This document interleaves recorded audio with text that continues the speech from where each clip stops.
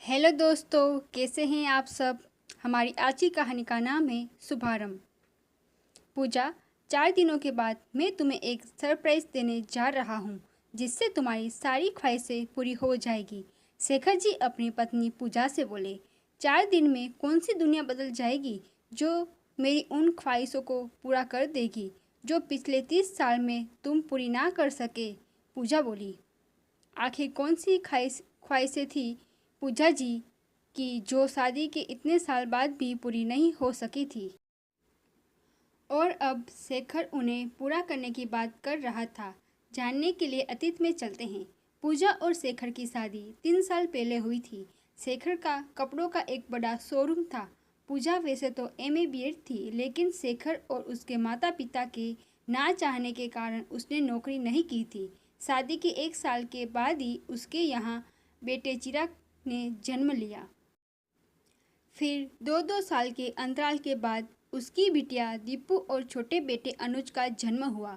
परिवार में बूढ़े सास ससुर और छोटे बच्चों के चलते पूजा घर की 4 दीवारी में सिमट कर रह गई थी। उसके सास ससुर बहुत बीमार रहते थे और बिजनेस के चलते शेखर के पास बिल्कुल समय नहीं होता था। इसलिए घर परिवार की सारी जिम्मेदारियां पूजा को ही संभालनी होती थी। घर का अकेला बेटा होने के कारण माता पिता की पूरी जिम्मेदारी शेखर और पूजा के सिर पर ही थी। छोटे बच्चों और माता पिता की बीमारी के चलते पूजा मायके भी रहने के लिए नहीं जा पाती थी। कभी 1-2 दिन के लिए ही उसका मायके जाना होता था। शादी से पहले पूजा को घूमने का बहुत शौक था। वह नई नई जगहों पर घूमने की शौकीन थी।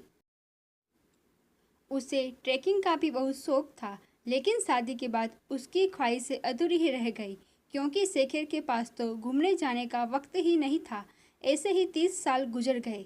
उनके तीनों बच्चे बड़े हो गए और तीनों की शादियां हो गई। सब अपने अपने घरों में बहुत खुश थे।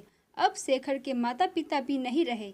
4 दिन बाद शेखर का 60वां जन्मदिन था और वह पूजा को सरप्राइज देना चाहता था। पूजा भी इस बात को लेकर सोच में थी कि शेखर उसे क्या सरप्राइज देगा। आखिर 4 दिन बीत गए। शेखर का जन्मदिन आ गया। उस दिन शेखर घर पर ही रहा, जो पूजा के लिए किसी सरप्राइज से कम ना था। उन्होंने इकट्ठे खाना खाया और रात में डिनर के लिए बाहर होटल में गए।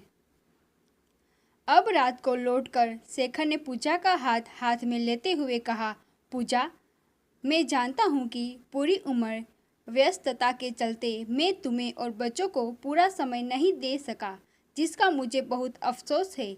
लेकिन बच्चों के और माता पिता के लिए काम तो करना ही था। आज हम अकेले हैं, माता पिता भी नहीं रहे। तीनों बच्चे अपने अपने घरों में सुखी है और अच्छे अच्छे पदों पर नियुक्त है। तो मैंने एक फैसला लिया है। कल से मैं बिजनेस से रिटायरमेंट ले रहा हूँ। मैंने अपने शोरूम को किराए पर दे दिया है। सरकार भी तो 60 साल की उम्र में रिटायर कर देती है, तो मैंने सोचा क्यों ना मैं भी रिटायर हो जाऊं और अपनी ज़िंदगी का बाकी समय तुम्हारे और बच्चों के साथ बिताऊं।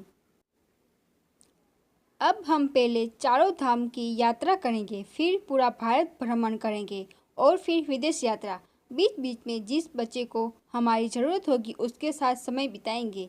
मैं जानता हूँ कि अभी तो हमारा शरीर स्वस्थ है, कल का कुछ पता नहीं। इसलिए मैं चाहता हूँ कि मैं तुम्हारी सभी अधूरी ख्वाहिशें पूरी कर दूँ, क्योंकि जब शरीर साथ नहीं देगा तब तो घर पर ही रहना है।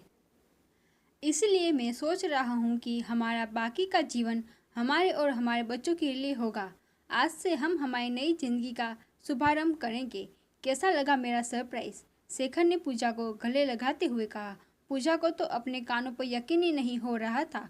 उसे यह मात्र एक सपना लग रहा था, लेकिन शेखर ने उसे प्यार से थपथपाते हुए कहा, देखो पूजा, अब हमें पैसे की कोई कमी नहीं है। हमारे बच्चे अपने घरों में खुश हैं, उन्हें भी किसी चीज़ की कोई कमी नहीं है। अगर मैं अब कुछ भी ना करूँ तो हम बाकी का जीवन आराम से बिता सकते हैं। मैं समझता हूँ कि अगर व्यक्ति के पास धन दौलत की कोई कमी नहीं है और उसके बच्चे अच्छे से सेटल है, तो कोई भी बिजनेसमैन 60 साल की आयु में रिटायरमेंट ले सकता है। और मैं एक नई परंपरा का शुभारंभ कर रहा हूँ।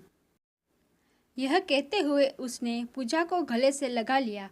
दोनों अपने आने वाले दिनों के सुनहरे सपनों में खो गए। आशा करती हूँ कि आपको ये कहानी पसंद आई होगी। धन्यवाद।